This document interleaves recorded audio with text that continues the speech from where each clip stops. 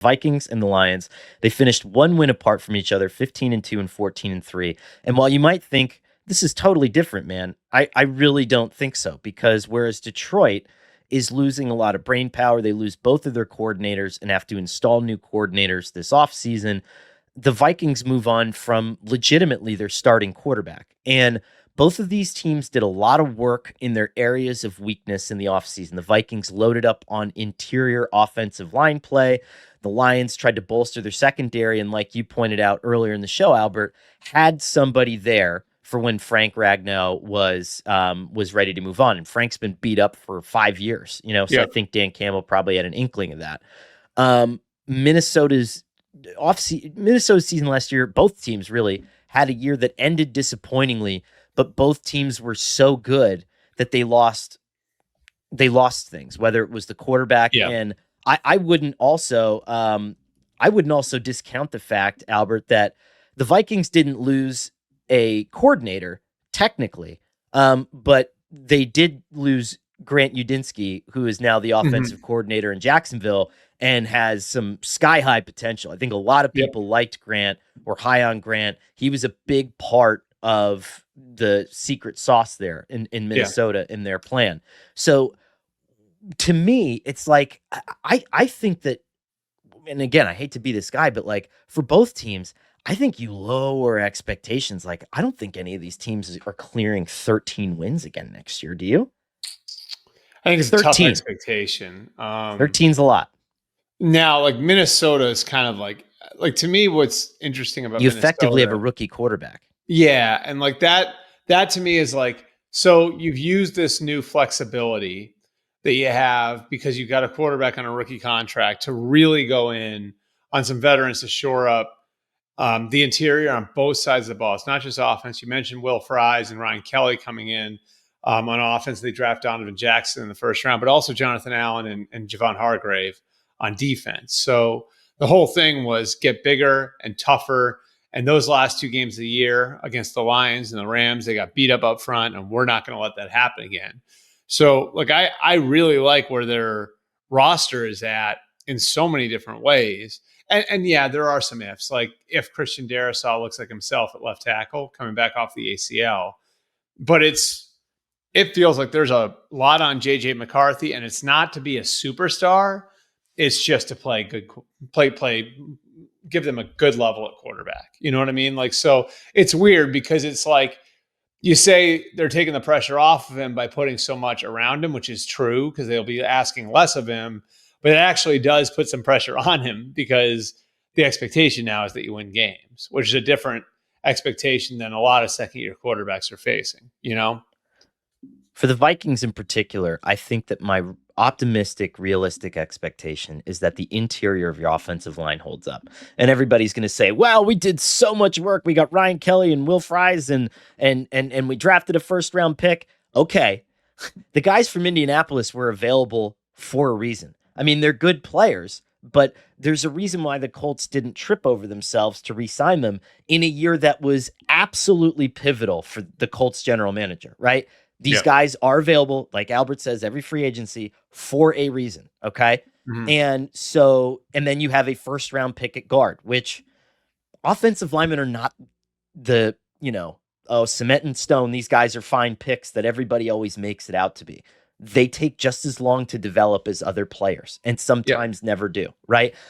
Every team is fortifying the interior because their quarterbacks are afraid to step up in the pocket, and they're missing out on throws. They're not as comfortable. And this is, has something to do with kind of the collegiate offenses and the new generation of QBs. And so you see Green Bay, because, I didn't mention that before, but they spent a lot of money on the interior offensive line on one player this offseason.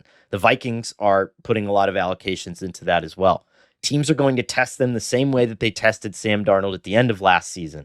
They're going to blitz the A gap. They're going to blitz the B gap. They're going to try to torture J.J. McCarthy as soon as he gets his hands on the ball. Can your interior of your offensive line hold up and give J.J. a chance to have a good season? So you're thinking like what? The 10-11 win team at least? That's what's so hard. Like, I'm not even sure, and I would never say this about O'Connell, and I think I'd be like mistaken if if this part of it gets clipped and taken out of context, but like, That would I never think happen. not from Shelby. Shelby's awesome. Yeah. But I don't even know if he thinks this is the year, right? Like, I think that they're looking at this as probably a little bit longer of a process. Yeah. And maybe they surprise some people. Like last year, they surprised some people. Well, I think their thinking really now is like, this is where we planned to be all along. And it was why the whole thing and like resetting the roster and the cap and getting younger at key spots like they did last year when, you had a couple of like what I would like kind of term trade outs. So like you trade out Daniil Hunter and you bring in, bring in Van Ginkel and Grenard and you draft Dallas Turner. Quarterback, obviously you let go of Cousins and you get younger with Darnold and JJ. The idea was to build towards the place where you've got a cost-controlled quarterback, and now you can create like a championship window, and then you make a decision after that, like if the quarterback's playing well, whether or not it's time to recreate the model again. So, like, at least on paper, this is kind of go time for them. Now, do you have the patience to say, all right, like, we should be a team that's making noise at the end of the year, and then next year is really our year because that'll be JJ's third year, and maybe he's really ready to take a big step. I think that's certainly possible. And it could be like the wrench that, the knee injury and everything that JJ went through during the season throws that could be the wrench that's thrown into the whole plan that the Vikings have had from the start, but this is supposed to be like the year where they get aggressive and try to put together a roster that can go compete for championships. And again, like if that means the real go time is 2026, I'd understand that too. For me, the concrete floor of this team is the fact that Brian Flores and Kevin O'Connell work against each other every day. Yep. And that they will just be better prepared from a schematic point of view than almost any other team in the NFL. That's maybe a little bit of a stretch now, but there's probably 4 or 5 teams that I would lump in that category where it's like, and this goes underrated and under discussed, but there are a lot of offensive coordinators who don't have a great defensive coordinator to walk down the hall to and say, hey, what would happen if I did this? What would you do? And the Vikings do. And the Vikings play that kind of guerrilla style defense that really gets to the heart of what Kevin O'Connell can then protect in JJ McCarthy. So I think that that's great. I still think a 12-win season for them would be phenomenal. Yeah. And insane and amazing. So I'm putting it at, like you said, 10-11, I think that's a lot for a rookie quarterback, but that's purely my confidence in the coaching staff. How about the Lions? 10-11. Like, because here's the thing, like, you're exhausted, you're heartbroken again for a second straight year. Yeah. You're losing the heart and soul of your offensive line. And I'm not saying that you can't do this because they did it all last year. You're getting Aiden Hutchinson back. And so there's improvements and there's disimprovements, right? But I just think, well, I'll say this. We're going to find out in real time whether Ben Johnson was the product of one of the best assemblages of offensive line help and skill position help in the NFL, or if the opposite was true. Right. And if the opposite is true, this team is going to take a step back, pure and simple, because you can't not. But, I hear all the Lions fans. It's like, you can't doubt us. We're the, Dan Campbell, pump our chest. Fine. So I don't know. 12 wins to me, again, would be pretty amazing, pretty phenomenal. What do you think? I just think we're at a point where we can expect a certain level of play from the offensive line. We can expect a certain level of play from the quarterback. We can expect a certain level of play from the skill players. And then defensively, I think there's a chance. Now, like you have DJ Reader coming back from a serious injury. You have Aiden Hutchinson coming back from a serious injury. Aleem McNeil obviously tore his ACL, and we'll see on him. So all of these guys were dealing with a lot of these guys were not part of the mix at the end of the year.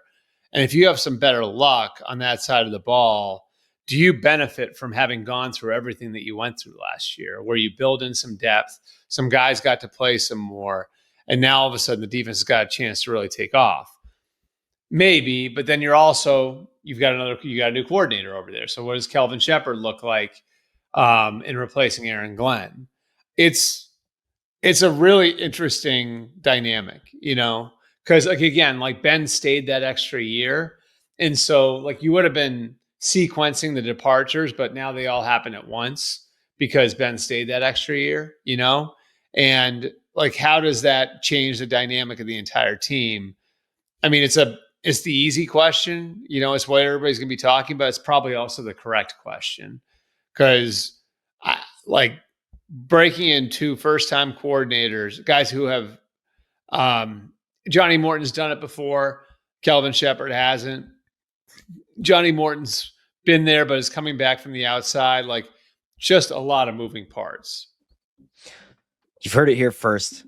We all think less wins all around. This is what the NFL wants. That's why they're all tweeting about parity, guys. Parity. But they've got some other stuff on their plate. I'll say 11-12 for them, though. I do have faith in their program. Again, I think sounds like we're crap talking them. We aren't. It's not. You cannot have, and this is my final point. You cannot have another season like the Lions had last year without everybody looking into what you're doing, which they did, and copying what you're doing, which they're going to, and diminishing your advantage to some degree, which they will, right? Yeah. And that's not a knock on anybody. That's if you're a fan base that expects to win 15 games a year, you're the same kind of jagoffs that forced Nick Saban into early retirement, okay? Yeah. Don't be those people. Enjoy having a winning season. I'm a Baltimore Orioles fan, and I slammed my laptop shut when they gave up a goddamn 8-run lead in the other night. The season's just flying out of control. But just enjoy it. That's all I'll say.